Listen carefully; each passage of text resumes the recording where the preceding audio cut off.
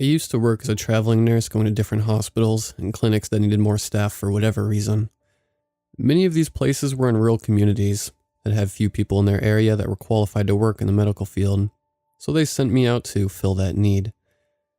Going to these places meant that I had to use roads that had poor upkeep, or were gravel roads with more potholes than road. During certain times of the year, these roads could be unsettling to drive on because of the risk of a flat tire. Then if it had been raining for a long time, I also ran into the risk of getting stuck in the mud. Although none of these places made me fear for my life like the lonely road I found myself on one scorching August afternoon. The sun was setting, and I hadn't seen another car for many miles. All I'd seen so far had been farmlands, with the occasional house sitting far back from the road. As the miles went by, I saw that I was heading for the mountains. The farmland was giving way to a forest, and as more trees surrounded me, they blocked out the dying light. So I turned on the headlights to prepare for the coming darkness. When I looked back up at the road, I also glanced at the rearview mirror. This time, instead of an empty road, I saw a truck coming up behind me rather fast. I hoped that he would go around me if he was in that much of a hurry. Instead of going around me, the truck got as close to my back bumper as he could. I tried to indicate that he could go around me, but instead of doing so, the driver laid down on the horn. I jumped at the loud sound and looked at the rearview mirror again. I couldn't see much because the truck was much bigger than my car. It looked like they had modified it, and it had large tires that could easily run me over. I couldn't see the driver because of the height of the truck. I don't know why, but I was telling myself that if I could see the driver, then I could get them to back off. Since I couldn't do that, I started reducing my speed. Instead of the truck backing off, the driver started blowing the horn again. While they were honking, they backed off only to speed back up and start tailgating again. I was getting frightened now. I knew that anything I tried to do to get him to back off would not work. The other drivers seemed set on tailgating. Despite these thoughts, I decided I could try speeding up anyway, hoping that the truck couldn't handle the increasing incline of the road.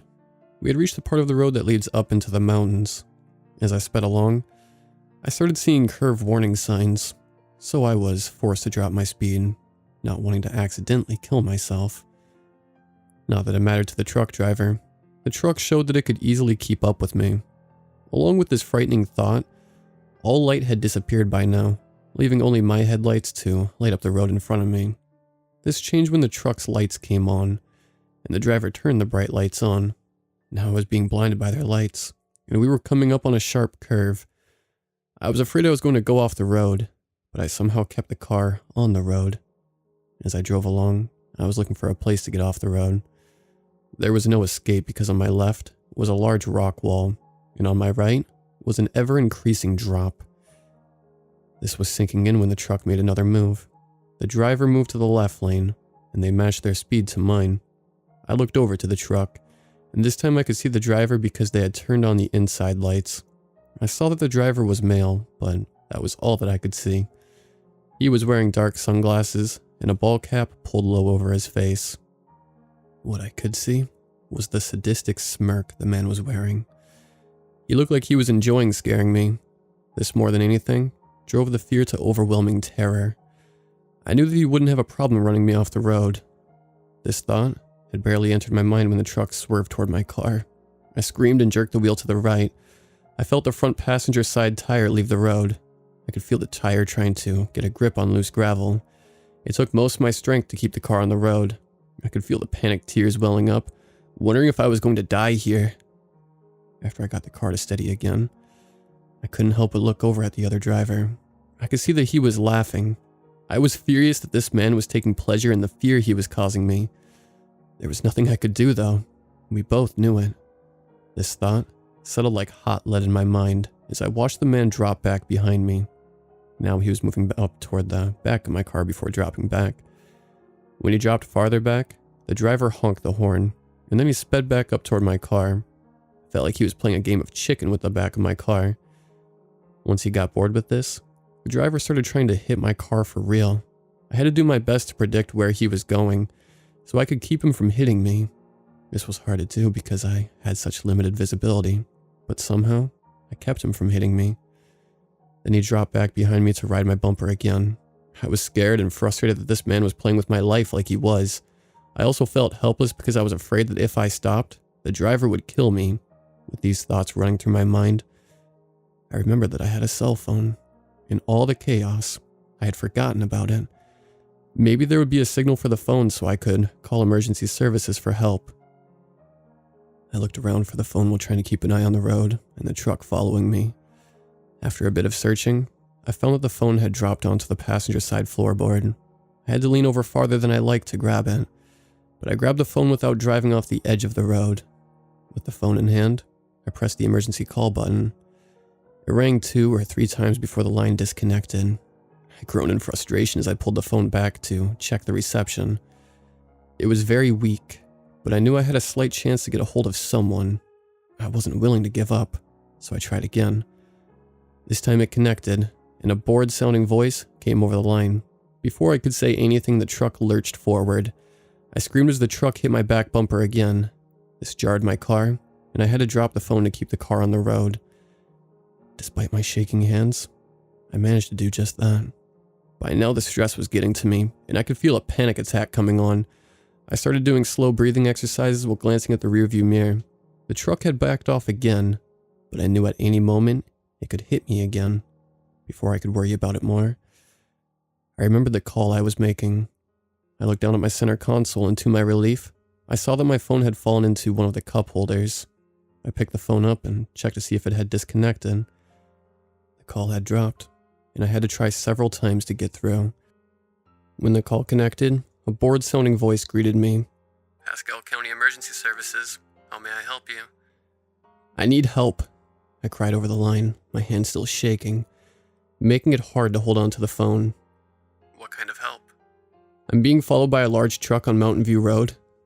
The dispatcher sounded even less interested when he asked. Why would someone be following you?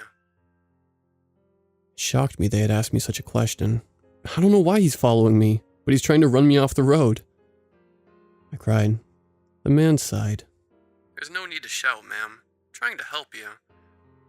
I was speechless, and before I could get my voice back, the man started speaking again.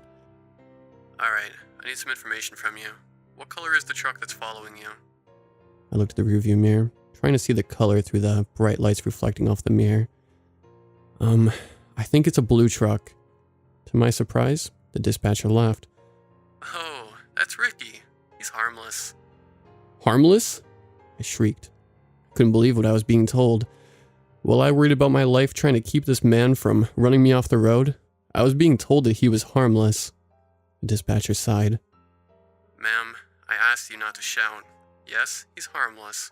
Ricky gets bored, and he likes to play with the out-of-town folks that come down his road. You can't be serious, I gasped. But before anything else could be said, the driver started honking again. I knew I was about to be hit again, and I had to drop the phone to brace myself for the impact. While I was watching the truck warily, I could hear the dispatcher calling out to me. Ma'am, I'm going to give you 2 minutes to come back to the phone. If you don't answer me, I'm going to disconnect the call. No, don't hang, I called out, trying to keep him on the line. I wasn't able to finish my sentence because the truck rammed into me again. This knocked the phone farther away from me, and I knew this time I wouldn't be able to grab it. I felt the panic building again because I knew that I was on my own. From the way the dispatcher had been talking to me, I knew he wouldn't be sending help my way. I'd swerved back over to the left lane, trying to prevent the truck from hitting me from behind again. By now I was frantically looking for anywhere to leave the main road. I thought if I could get into a densely wooded area, maybe I could lose the truck. I didn't see any other road, but I could see that the rock wall on the left side of the road was getting smaller. I hoped that this meant that the cliff off the right shoulder was also getting smaller. Maybe I could drive off the road and make my way through the forest. I know that this was a foolhardy plan, but I was in such a panic that any means of escape sounded worth trying. I continued watching the right side of the road while splitting my attention on avoiding the truck. By now, we were moving back and forth over both lanes, with Ricky trying to hit me and me trying not to get hit. I had the hysterical thought we were playing an insane game of tag. This was a game that I didn't want to lose because I knew that I could get killed in the wreck, or Ricky would kill me once he got me stopped.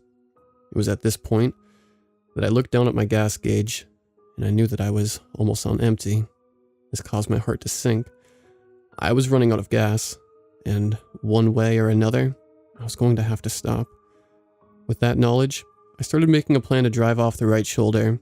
I would have to take a leap of faith and try my luck with driving off the cliff. I looked over at the rock wall blocking the left side shoulder, and I saw that it was about even with the height of my car. I hoped that this meant the drop from the cliff was safer now, so I decided now was my chance. I looked back at the truck and saw that he was about to make another move. As Ricky's horn started blowing, I jerked the wheel to the right and aimed for the right shoulder. The driver saw that I was heading for the right again, so he also turned his wheel to the right. Ricky didn't hit me this time because I didn't stop on the right lane like before. Instead, I kept pushing to the right, hoping for a momentary drop off the right shoulder. But luck wasn't with me this time. As my wheels crossed over the outside line, I hit something on the right shoulder. I screamed as it threw me to the left, and my head hit the driver's side window with a thump. Before I passed out, I saw the airbag had finally deployed, and it had thrown my hands off to either side of the wheel. That's the last thing I remember before dropping into unconsciousness. When I woke up, I could feel blood running down the left side of my face. I tried to move and I let out a loud gasp of pain as every part of my body started throbbing. My vision started blurring again, and I felt like I was about to get sick. I didn't have much time to assess my injuries because there was a bright light shining into the dark car. I cried out as the light pierced my throbbing eyes. I couldn't see much now, but I could hear footsteps crunching on gravel. I painfully turned my head toward the sound. There was a blurry figure walking toward me, and at that moment, I felt that the end had come for me. Instead, the figure stopped by the driver's side door. After a moment, Ricky spoke. "You've put up a good fight tonight," he said in his jovial tone, like he'd been playing a friendly game all along. I tried to say something, but Ricky cut me off. "Since you've been such a good sport, I'll make you a deal. I'm going to give you 2 hours to get out of here.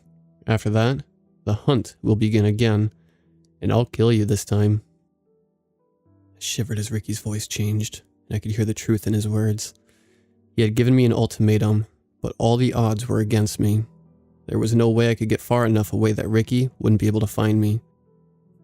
"I need you to tell me you understand," he suddenly shouted, pounding on the glass near my head. I jumped, crying out again from the pain. I had to clear my throat several times before I could speak. "I understand," I called out shakily, feeling the nausea welling up again. "Good, then we're on the same page. Your 2 hours start now. Good luck, and I hope to see you soon." The jovial tone was back, and Ricky tapped a goodbye on the roof of the car. I could only watch as Ricky turned and left. I was alone now in a pitch-black car with several broken bones and a concussion. This finally proved too much for me, and I started crying in despair. I wanted to give up, but I was a fighter. I couldn't lay down and let death come to me, so I allowed myself a few moments of weakness before pulling myself together. The first thing I needed to do was get out of the car. I started by trying to unbuckle myself. Unfortunately, the buckle had jammed, and I couldn't get it loose. Luckily, I had a pocket knife in my pocket. At the time I started carrying the knife, it was more for protection than getting myself out of a wrecked car. It was hard to get to the knife with the seatbelt on. Not much room to get into the tight pocket. After struggling for a bit, I grabbed the knife and dragged it out of my pocket. Once it was in my hand, I flicked the knife open and started sawing at the belt. I got the waist belt cut, which freed me from my seatbelt. Now I needed to get the door open. This was going to be hard to do because I could feel at least one broken rib. I had also broken my left wrist, so I had to twist my body to reach the door with my right hand. I tried to go slow, but still, it felt like my ribs were grinding together.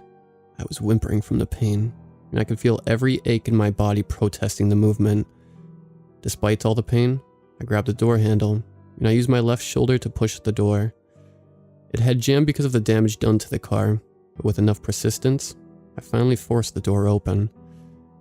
I could tell that the temperature had dropped from the warmth of that afternoon.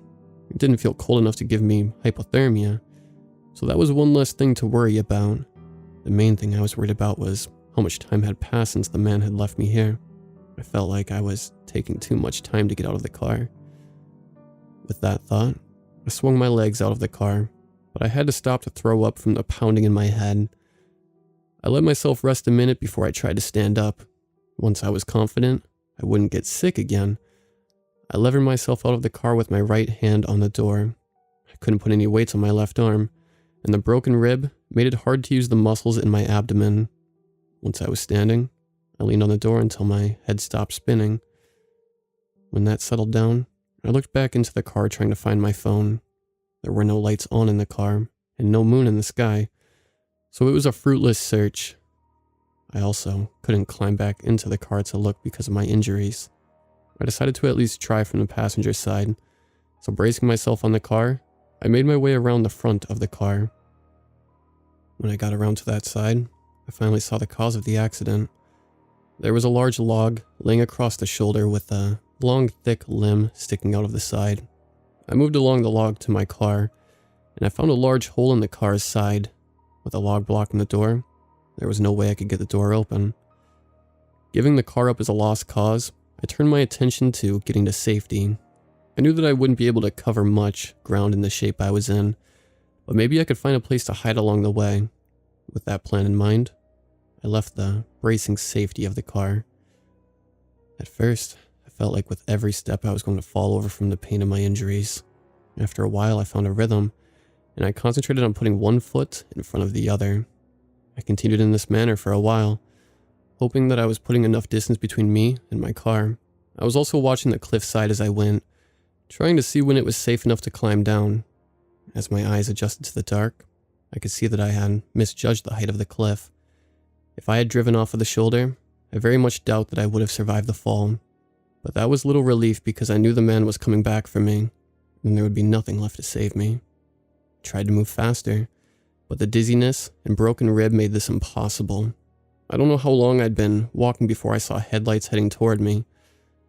I froze for a moment, surprised at how fast Ricky had come back for me. I shook myself, knowing that I had to do something. I looked around, trying to find a place to hide. I saw a large tree not too far from me. I wasn't sure if it could completely hide me, but I was willing to try. I hurried over to the tree as fast as I could. I barely made it before the lights got close enough that I could see it was an unfamiliar vehicle.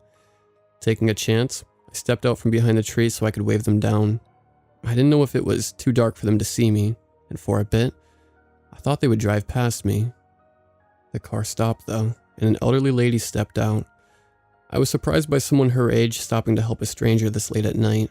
I was also wary of the woman being connected to the truck driver. Despite that, I knew that I had to take a chance because this could be the only car I see tonight. The woman stayed standing by her open driver's side door, waiting to see what I was going to do. I called out to her, "Thank God you stopped. I'm injured and stranded out here." As I spoke, I carefully climbed back up to the road. It was slow going because of my injuries, but the woman waited patiently for me to walk over to her car. "Are you the owner of that wrecked car I passed?" She called out to me as I got closer. I didn't want to alarm her about my pursuer, so I gave her the basic details. "I am. I misjudged the curve and hit a log that was laying over the shoulder." "How bad are you hurt?" she asked me. I was almost to her car, and I had to stop a moment to catch my breath. "I have a few broken bones, but nothing serious." She nodded. "Would you like a ride to the hospital?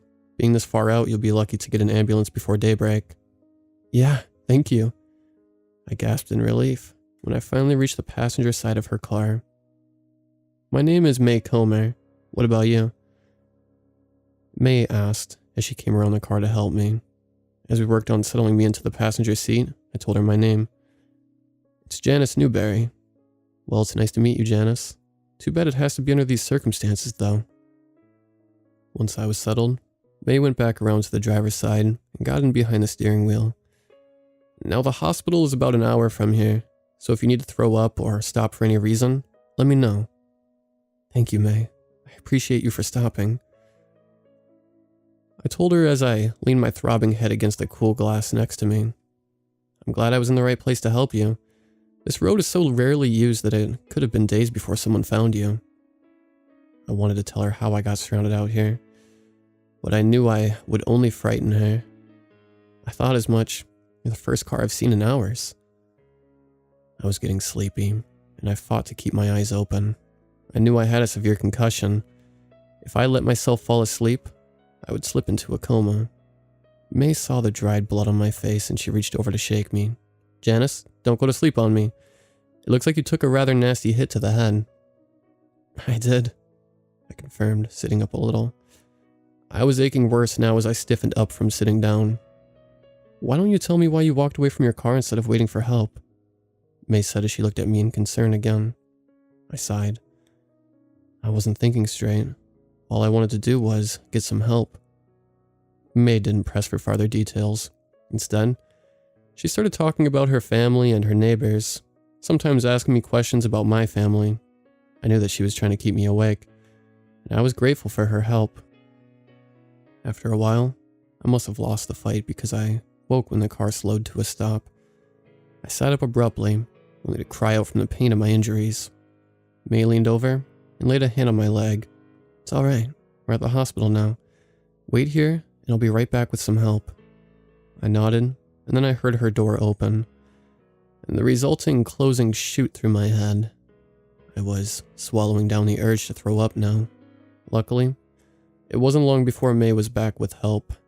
She opened the door, reaching out to prevent me from falling out. Then I felt someone reach onto the car and scoop me from the seat. As they laid me down on the stretcher, May stepped up to the head of the bed. While the nurses were settling me on the stretcher, May leaned over and whispered in my ear, "I'm sorry about what Ricky did to you, but he meant no harm." Shocked, I looked over at May, but she had already stepped back. I could only watch as she made her way back to her car. She got back in, and without another look at me, she drove off, leaving me in the hospital's care. I found out later when I settled into a room that May had brought me to the hospital I'd originally been heading for. When I asked about the elderly woman, no one knew who she was. They also told me that there was no Pascal County emergency services, and when someone went to retrieve my car, they couldn't find it. Eventually, I had to quit asking questions because people started looking at me as if the concussion had done more damage than they thought. Once I was well enough to leave the hospital, my husband came to pick me up. I decided that I wouldn't be any use to the hospital in the condition I was in, so I let my boss know that the hospital needed another nurse. As we left, my husband took a different way home. When I asked him about Mountain View Road, he never heard of it, so it left me with questions I couldn't answer. While I recovered at home, I started researching that area of the state. There wasn't much online, but I found a small reference that referred to a small town named Pascal. Pascal had been a mining town until 50 years ago when the mine dried up.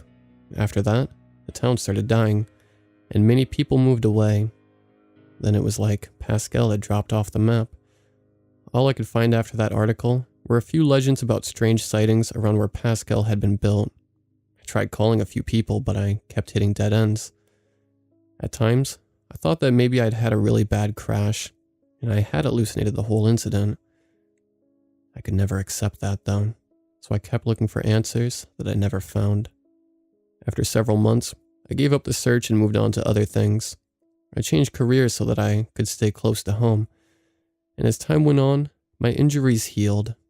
I'm still working on the mental scars, and I've never been able to drive on unfamiliar roads by myself after this incident.